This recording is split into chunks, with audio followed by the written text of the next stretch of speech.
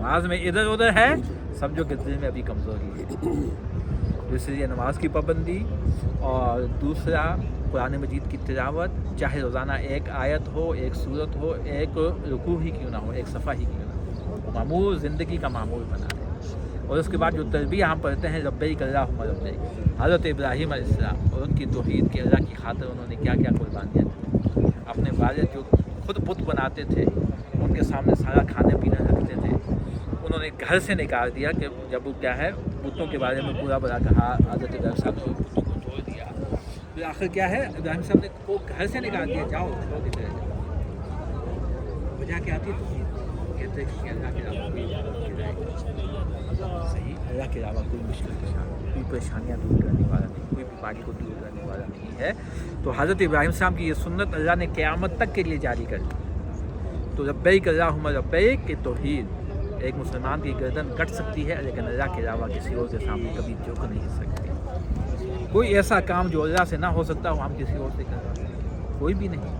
तो फिर हम अपने रब को छोड़ के क्यों छोटे छोटे कामों के लिए शैतान के कहने पे किसी और के पास चलते हैं? शैतान हमें बरगलाता है, कभी किसी की अकीदत के नाम पे, कभी किसी की मोहब्बत के नाम पे, कभी किसी के क्या है वो खुदा का वजह। और हज़रत अब्दुल्लाह बिन अब्बास रज़ी अल्लाह अन्हु फरमाते हैं कि शिरक की इब्तिदा ही हज़रत नूह इस्लाम की कौम में शैतान ने ऐसे करवाई कि जो नेक लोग थे वो फौत हुए, शैतान उनके वारिसीन के पास आया कि ये लोग थे अल्लाह के बड़े वली थे, अब इनकी हम क्या है मूर्तियाँ बना देते हैं ताकि हमें क्या है अल्लाह की याद आए। उनको देखेंगे कहेंगे अल्लाह के नेक लोग थे, हम भी खुद नेक बनेंगे, अल्लाह की याद आएगी दुनिया में। पर उस वक्त तक तो कुछ नहीं हुआ, उन्होंने इस अच्छी नीयत से बनाई, मूर्तियाँ बन गई, कोई उनकी इबादत नहीं करता था, बस सिर्फ ये उनको देखा अल्लाह के नेक लोग थे तो उनको भी ख्याल आता ये नमाजी थे तो हम भी नमाज़ पढ़ें, या वो फलां अच्छा काम करते थे हमें भी ये करना चाहिए। जूँ जूँ वक्त गुजरता गया, एक वक्त ऐसे आया कि लोगों के दिल में ईमान कमज़ोर होता गया, फिर आखिर शैतान ने आखिर में क्या डाल दिया कि उन्हीं जिन लोगों की पहले मूर्तियाँ बनाई थी नेक लोगों की, उन्हीं के नामों के उन्होंने बुत बनाए,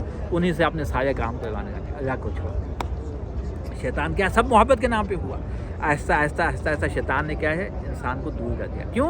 इसलिए कि शैतान को जब से अल्लाह ने मरदूद करार दिया हुआ, उसने हज़रत आदम साहब को सजदा नहीं किया, उसने कसम खाई है कि अल्लाह जिस आदम की वजह से तूने मुझे जहन्नमी हमेशा हमेशा के लिए लानती किया है, मैं उसकी औलाद को भी अपने साथ लेके जाऊँ, उन्हें जन्नत में नहीं जाने दूँगा। और अल्लाह ने उसे मोहलत भी दी है और उसे ताकत भी दी है और कहा है कि तू अपना काम कर, मेरे मुखलिस बंदों पे तेरा काम नहीं चलेगा, तेरे वार नहीं चलेंगे। तो इसलिए अल्लाह ताला ने कुरान मजीद में जगह जगह फरमाया कि ए लोगों, शैतान तुम्हारा खुला दुश्मन है, तुम उसे अपना दुश्मन समझो।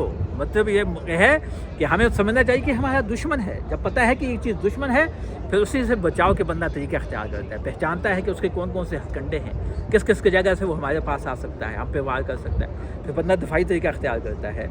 तो आज का हम इंसान गाफिल हैं, मुसलमान कुरान को नहीं पढ़ते, नबी की सीरत से वाकिफ़ नहीं, इस्लाम की तालीमात से दूर हैं। तो इसी तरह जितना इंसान के पास इल्म कमज़ोर होता है, शैतान इतना ही उसे बहका के देता है। और हत्ता कि आप यहाँ पे आए हैं 5वां फरीज़ा अदा करने के लिए, इस्लाम का 5वां रुकन, तो आपके पीछे तो शैतान कभी भी नहीं चाहेगा कि आप गुनाहों से पाक साफ़ होकर वापस जाओ। आपको जगह जगह से वो वर्ग आएगा, कभी कहेगा इधर चलते हैं, कभी कहेगा उधर चलते हैं, कभी कहा नहीं। आपको हर काम यहाँ पे आप आए हैं, कोशिश करें दीन के मुताबिक सीख कर, उलमा से पूछ करके रहनुमाई लेकर। यहाँ के अंदर भी उलमा रहते हैं, मुफ्ती साहब भी 12 नंबर गेट के पास बैठे रहते हैं, इशा के बाद तक, असर के बाद से, और सुबह फजर के बाद भी कोई भी रहनुमाई है।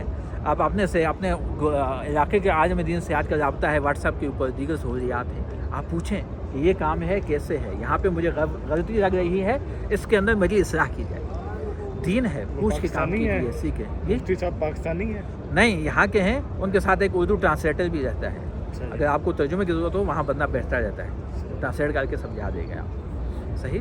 तो इसलिए हर चीज़ सीख के दीन के मुताबिक, मुस्लिम के तरीके के मुताबिक करें। अल्लाह ताला हमें अमल की तौफीक अता फरमाए, मुस्लिम की सुन्नत के मुताबिक ज़िंदगी गुजारनी, अपनी और अपने नबी की सच्ची मोहब्बत। और जब तक ज़िंदगी है, रूह है, तो ईमान और तौहीद पर, मुस्लिम की मोहब्बत में। और जब मौत आए, इस हाल में कि अल्लाह हमसे राज़ी हो और मरते वक्त अल्लाह हमें कलमा तौहीद नसीब अता, इससे बढ़कर और कामयाबी कुछ नहीं। और कल क़यामत के दिन मुस्लिम की सिफ़ात भी अल्लाह हमें नसीब करे और नबी का पड़ोस भी जन्नतों में हमें नसीब हो।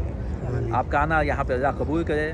آپ کو مزید سے مزید توفیق عطا فرمائے، صحت و عافیت کے ساتھ آپ کا حج اللہ تعالیٰ مکمل کرنے کی توفیق عطا فرمائے، اور اللہ رب العالمین ہم سب کے گناہوں کو معاف فرمائے، اللہ تعالیٰ ہم سب سے راضی ہو جائے اور ہماری نیکیوں کو قبول فرمائے۔ سب سے اہم چیز کیا ہے؟ نیکی تو ہر کوئی کر سکتا ہے کہ اللہ کے ہاں قبول ہوئی ہے، بندے کو اپنے رب سے عاجزی کے ساتھ دعا کرنے، اللہ تو نے ہمیں توفیق دی، تیرا شکر، اس توفیق پر ہم تیرا جو شکر ادا کریں کم ہے، اور اب اس نیکی کو ہم سے قبول بھی کر لیں، کیونکہ اللہ نے قرآن میں فرمایا انما یتقبل اللہ من المتقین، کہ اللہ تعالیٰ اپنے پرہیزگار بندوں ہی سے ہی نیکیوں کو قبول کرتا ہے۔ بہت بہت شکریہ، جزاکم اللہ خیر، اللہ پاک آپ کو شکر، جزاکم اللہ۔